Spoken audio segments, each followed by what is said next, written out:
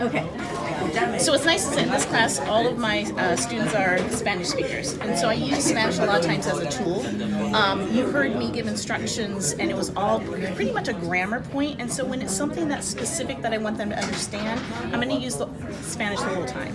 But then when I went back and I tried to give them further instructions on what to do, like, ahorita quiero que tú escribir. Now I want you to write. You'll always hear me go back and say both of those in English and in Spanish. Right. So I use a mixture of sometimes almost teaching it bilingually, and then sometimes I just got to make sure they understand that point. Right. So, and right now what they're doing is they're practicing adjectives.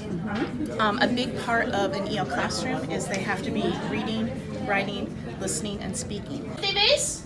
This time, quiero que tú escribir. I want you to write your sentences, okay? Don't erase, no borrar, because I want to see a list of those sentences, okay? Teachers aren't funny when we have a test. I think so.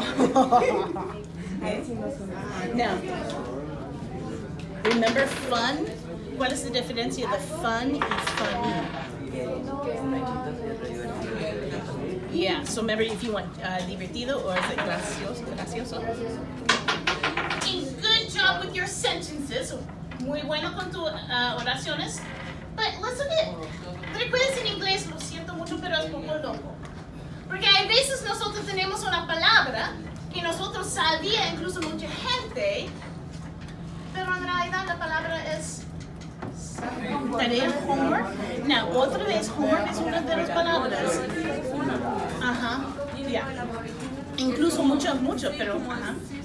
Tú puedes usar, exactly. Now, por ejemplo, my homework isn't, pero my assignments aren't. So how many countries are represented in this classroom? So it's really fun because in this class we actually have 25 students and about 8 different countries represented, all the way from most of the Central American countries and even Uruguay, Colombia, and Venezuela. So it's a variety of cultures. I usually tell people some days we celebrate and I feel like I'm working for the UN because it's a great celebration of a lot of the cultures, and then some days it's a little challenging because the vocabulary is different for each country. Right. It's all Spanish, but one word in Uruguay, might be different than a word in Venezuela, and so working on that makes it difficult. So. I bet it does. But it's fun. It's fun. It brings a variety, and I'm constantly using their culture and their where they're from, just celebrating work that in. Exactly. That's great. Yeah.